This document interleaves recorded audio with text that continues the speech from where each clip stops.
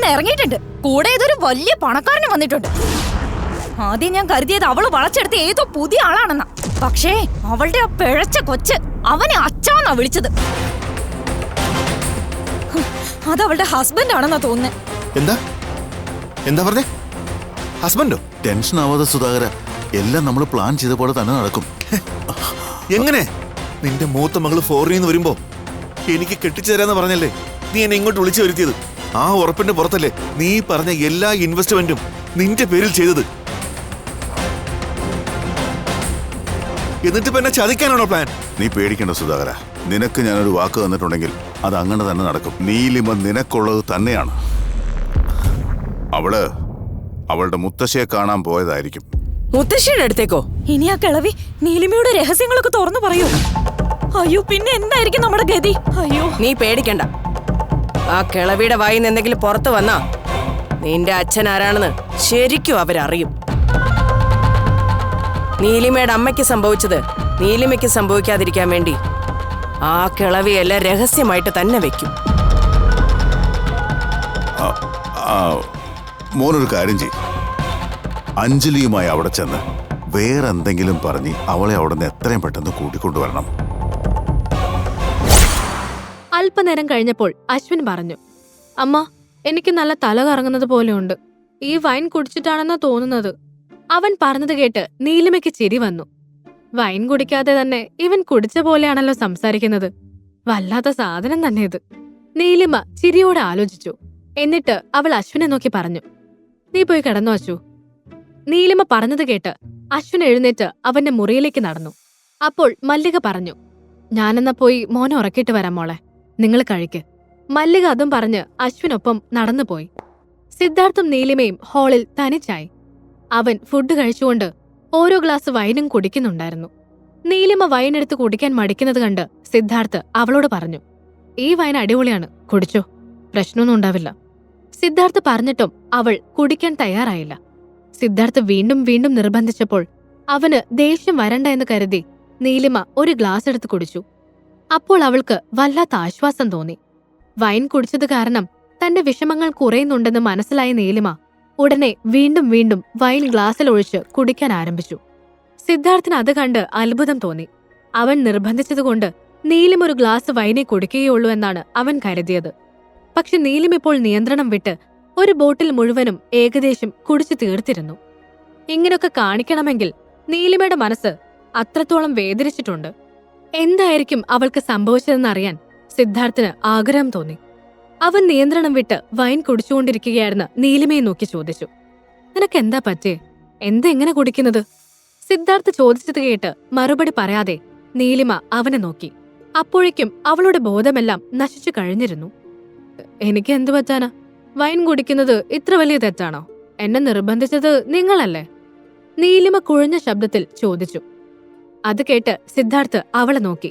എന്നിട്ട് വീണ്ടും ചോദിച്ചു, നിനക്ക് വല്ലാത്ത വിഷമമായെന്ന് തോന്നല്ലോ. എന്തുണ്ടായത്? ഓഫീസിൽ വല്ല പ്രശ്നം ഉണ്ടായിരുന്നു എന്ന്? സിദ്ധാർത്ഥ് വീണ്ടും ചോദിച്ചത് കേട്ട് നീലിമ അവനെ നോക്കി പറഞ്ഞു, എനിക്ക് ഓഫീസിലൊന്നും ഒരു പ്രശ്നവുമില്ല. അല്ല, എന്നോട് പ്രശ്നം ഉണ്ടാക്കാൻ ധൈര്യമുള്ള ആളുകളൊന്നും ഓഫീസിലില്ല. മാത്രമല്ല, അവിടെ ഉള്ളത് 2 കോമഡി പീസുകളാണ്. ഒന്ന് ഞങ്ങളുടെ MD, രണ്ടാമത്തവൻ സാം അലക്സ്. അവനൊന്നും എന്നോട് നേരിട്ട് സംസാരിക്കാനുള്ള ധൈര്യം പോലുമില്ല. അപ്പോഴാണ് എനിക്കൊരു പ്രശ്നവുമില്ല, നീലിമ പറഞ്ഞു. സിദ്ധാർത്ഥ് അത് കേട്ട് വിശ്വാസം വരാത്ത മട്ടിൽ അവളെ നോക്കി. സത്യമായും ഒരു പ്രശ്നമില്ലേ? അവൻ ചോദിച്ചു. ഇല്ലെന്ന് പറഞ്ഞില്ലേ? നീലിമ പറഞ്ഞു. പിന്നെ സിദ്ധാർത്ഥ് ഒന്നും ചോദിക്കാൻ തുനിഞ്ഞില്ല. നീലിമ എഴുന്നേറ്റ് നിൽക്കാൻ ശ്രമിച്ചെങ്കിലും അവൾക്ക് കാലുകൾ നിലത്ത് ഉറപ്പിച്ചു വെക്കാൻ സാധിച്ചില്ല. അത്രത്തോളം അവൾ കുടിച്ചിരുന്നു. സിദ്ധാർത്ഥ് ഉടനെ അവളെ താങ്ങിയെടുത്തു. അവന്റെ നെഞ്ചോട് ചേർന്നപ്പോൾ നീലിമയുടെ ഉള്ളിൽ അവൾ അറിയാതെ എന്തൊക്കെയോ വികാരങ്ങൾ ഉണരാൻ തുടങ്ങി. അവൾ ബോധത്തിലായിരുന്നില്ല. സിദ്ധാർത്ഥ് അവളെയും എടുത്ത് മുറിയിലേക്ക് നടന്നു. അപ്പോൾ നീലിമ പറഞ്ഞു, എനിക്ക് ആരുടെയും സഹായം വേണ്ട, എനിക്ക് നടക്കാനറിയാം, എന്നെ താഴെ നിർത്ത്. നീലിമ പറഞ്ഞത് കേട്ട് സിദ്ധാർത്ഥ് അവളെ നേരെ നിർത്തി. ഒറ്റയ്ക്ക് നടന്നു പോവാൻ പറ്റില്ല നിനക്ക്, അതാ റൂമിൽ ഞാൻ കൊണ്ടുവിടാം. സിദ്ധാർത്ഥ് പറഞ്ഞു. കൊണ്ടുവിടാൻ മുറി അങ്ങ് ഡൽഹിയിലൊന്നും അല്ലല്ലോ, എനിക്ക് നടന്നു പോവാൻ പറ്റും, നീലിമ പറഞ്ഞു. സിദ്ധാർത്ഥ് അവളെ തടഞ്ഞില്ല. നീലിമ നടക്കാൻ ശ്രമിച്ചപ്പോൾ വഴുതി. അപ്പോൾ സിദ്ധാർത്ഥ് വീണ്ടും അവളെ താങ്ങിപ്പിടിച്ചു. അവനെ നോക്കി അപ്പോൾ നീലിമ പറഞ്ഞു, നിങ്ങൾക്കൊരു കാര്യം അറിയാമോ? എന്റെ ജീവിതത്തിലെ ഏറ്റവും സന്തോഷമുള്ളൊരു ദിവസം ഏതോ ഒരുത്തൻ എന്നോട് വലിയൊരു തെറ്റ് ചെയ്തു. ആ തെറ്റ് ഞാൻ അറിഞ്ഞുകൊണ്ട് സംഭവിച്ചല്ല. എന്നിട്ടുണ്ടല്ലോ, എനിക്കാണ് അതിന്റെ ഒക്കെ ശിക്ഷ അനുഭവിക്കേണ്ടി വന്നത്. ഏതോ ഒരുത്തൻ ചെയ്ത തെറ്റിന് ഞാൻ ജീവിതകാലം മുഴുവൻ ഇങ്ങനെ എല്ലാവരുടെയും വായിലിരിക്കുന്നതും കേട്ട് ജീവിക്കണം. എന്താല്ലേ? നീലിമ പറഞ്ഞു. അവൾ എന്താണ് പറയുന്നതെന്ന് യഥാർത്ഥത്തിൽ അവന് പൂർണ്ണമായും മനസ്സിലായില്ലെങ്കിലും അവളുടെ മനസ്സ് നന്നായി വേദനിച്ചിട്ടുണ്ടെന്ന് മനസ്സിലാക്കാൻ സാധിച്ചു. അപ്പോൾ നീലിമ തുടർന്ന് പറഞ്ഞു, എന്റെ വീട്ടുകാരും എന്നെ തള്ളിപ്പറഞ്ഞു കളഞ്ഞു. എല്ലാവരും കൈയൊഴിഞ്ഞു. എല്ലാം ആ ഒരുത്തൻ കാരണമാണ്. ഇന്നിപ്പോ എനിക്ക് ഒറ്റയ്ക്ക് ജീവിക്കാനൊക്കെ അറിയാം. എന്റെ കൂടെ ആരും വേണ്ട. കൂടെ നിന്നിട്ട് എല്ലാവർക്കും ഒരു ദിവസം എന്നെ വിട്ട് പോകേണ്ടി വരും.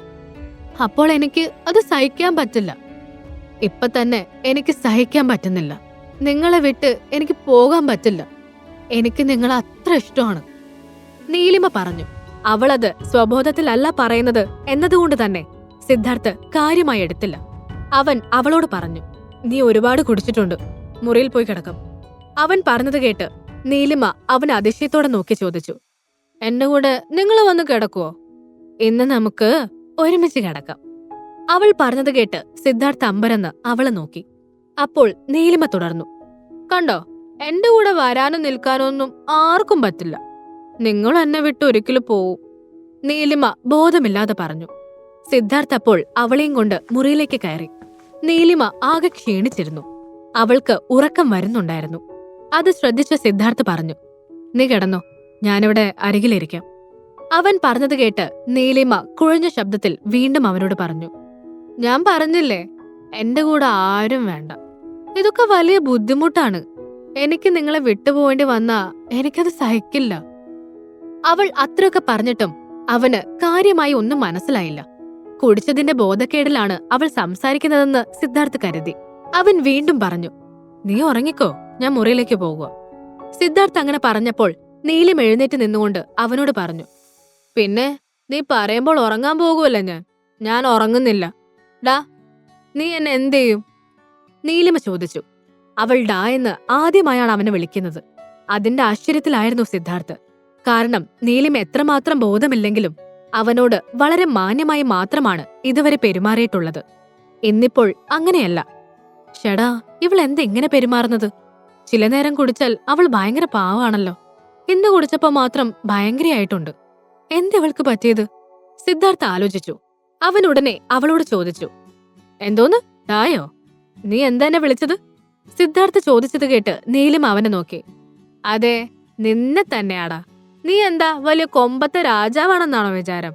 ഞാനുണ്ടല്ലോ ഓസ്ട്രേലിയയിലെ മഹാറാണിയായിരുന്നു. നീലിമ പറഞ്ഞു. എടാ എന്ന് വിളിച്ചത് ഇഷ്ടമായില്ലെങ്കിലും അവസാനം നീലിമ പറഞ്ഞത് കേട്ട് അവന് ചിരി വന്നു. നീ ഓസ്ട്രേലിയൻ മഹാറാണി തന്നെ, ഞാൻ സമ്മതിച്ചു തന്നു, പോരെ? സിദ്ധാർത്ഥ് പറഞ്ഞു. നീ സമ്മതിച്ചു തരണംടാ. അല്ല, അത് പോട്ടെ, നീ എന്താ എന്റെ മുറിയില്? എന്നെ വളയ്ക്കാൻ വേണ്ടി വന്നതായിരിക്കും അല്ലേ? നീലിമ ചോദിച്ചു. എന്റെ പൊന്ന് ഓസ്ട്രേലിയൻ മഹാറാണി, തന്നെ വളയ്ക്കാൻ ഞാൻ വരുന്നില്ല. കിടന്നുറങ്ങാൻ നോക്ക്. അല്ല, നിനക്കറിയാവുന്നതല്ലേ കുടിച്ചാൽ പ്രശ്നമുണ്ടെന്ന്. അപ്പോൾ ഇങ്ങനെ കുടിക്കേണ്ട കാര്യമുണ്ടോ? ഞാനൊരു ഗ്ലാസിന്റെ പകുതി കുടിക്കാൻ പറഞ്ഞതിനാണോ നീ ഇത്ര ഓവറായിട്ട് കുടിച്ചത്? സിദ്ധാർത്ഥ് ചോദിച്ചു. നിനക്കെന്റെ പ്രശ്നം അറിയില്ല സിദ്ധാർത്ഥ്. എനിക്ക് ഒരുപാട് പ്രശ്നമുണ്ട്. ഇപ്പൊ തന്നെ ഉണ്ടല്ലോ. ഇന്ന് എനിക്ക് ഒത്തിരി വിഷമം ഉണ്ടായി. എന്നോടൊരാള് തന്റെ ജീവിതത്തിൽ നിന്ന് ഇറങ്ങിപ്പോവാൻ പറഞ്ഞു. ഞാൻ എങ്ങോട്ട് പോവാനാ? എനിക്ക് എങ്ങനെ പോവാൻ പറ്റും? നീലിമ പറഞ്ഞു.